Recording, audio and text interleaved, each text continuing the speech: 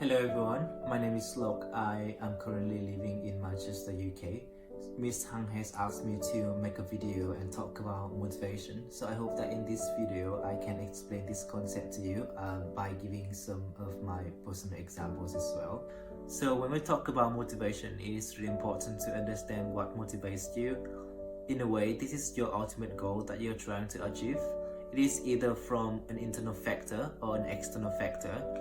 So for example, when I was in Vietnam, I really wanted to study in the UK, and the internal motivation here for me was to become successful and achieve something big. And the external motivation was to have an international career and eventually have enough experience to build a scalable business.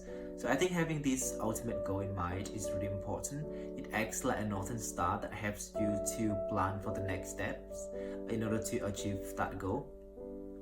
So this is just a personal goal example, and in the context of an organization, I think it's a lot more complicated because your personal motivation is not always aligned with the organizational goal. And normally in this context, what I would normally do is to arrange a meeting with either your line manager, with someone who has huge influence in the company.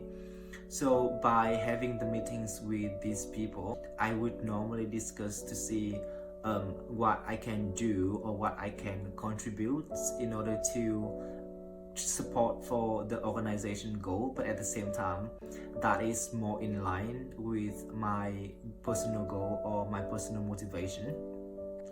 So once you have known what drives your motivation, the second question is how much motivation is needed to keep you going, or this translates into how difficult it is to achieve the goal.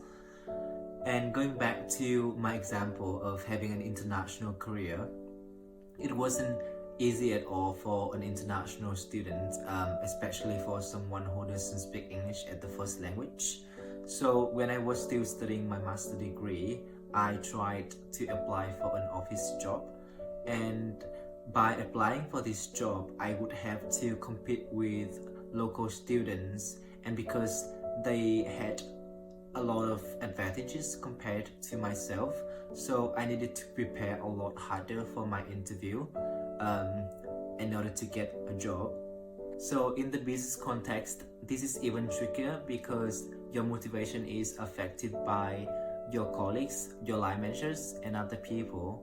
And more often than not, you have to work with other colleagues in order to deliver a project.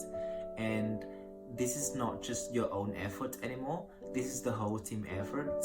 So you have to work harder in order to make sure that you are proactive and creative in collaborating with other people to deliver this project and keep you motivated along the way.